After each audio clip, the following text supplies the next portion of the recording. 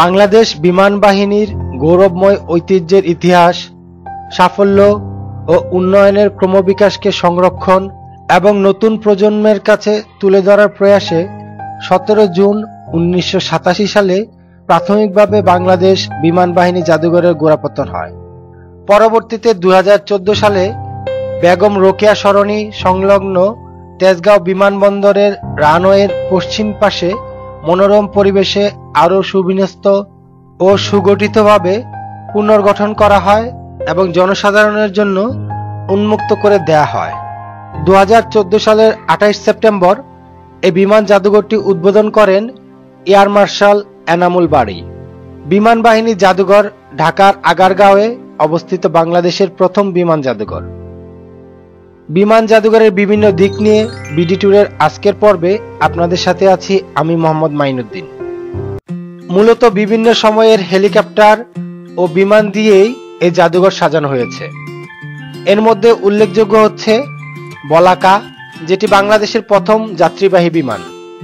আছে হান্টার বিমান, যেটি মুক্তিযুদ্ধের সময় ভারত বাংলাদেশকে শত্রুর হাত থেকে রক্ষা করতে ব্যবহার করেছিল।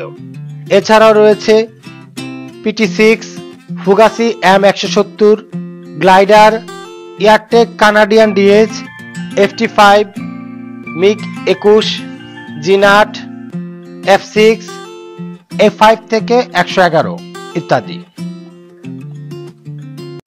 শিশুদের মনোরঞ্জন ও উৎসাহ বৃদ্ধির জন্য শিশু পার্কের পাশাপাশি ফুটপাতের বিভিন্ন পয়েন্টে স্থাপন করা হয়েছে জিরাফ, শিম্পাঞ্জি, হরিণ ইত্যাদি নানা রকম পশু পাখির প্রতিকৃতি। এটার নাম দেয়া হয়েছে চিলড্রেন হ্যাভেন। রয়েছে পানির ফোয়ারাও। এছাড়াও রয়েছে গাড়ি পার্কিং এর সুব্যবস্থা। জাদুঘরের দর্শনার্থীদের পানাহারের জন্য প্রাঙ্গণের দক্ষিণ দিকে নির্মাণ করা হয়েছে একটি ফুড কোর্ট। এছাড়াও বিমান বাহিনীর বিভিন্ন দ্রব্যাদি নিয়ে সজ্জিত হয়েছে নীলাদ্রি শপ। বিমান বাহিনীর জাদুঘর সোম থেকে বৃহস্পতিবার বেলা 2টা থেকে রাত 8টা পর্যন্ত এবং শুক্র ও শনিবার সকাল 10টা থেকে রাত 8টা পর্যন্ত দর্শনার্থীদের জন্য খোলা থাকে। 20 টাকা মূল্যের টিকিট সংগ্রহ করে জাদুঘরে প্রবেশ করা যায়।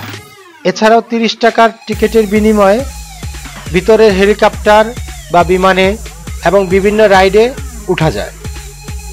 সময় ও সুযোগ বুঝে প্রিয়জনকে সঙ্গে নিয়ে ঘুরে আসতে পারেন বাংলাদেশ বিমান জাদুঘর থেকে।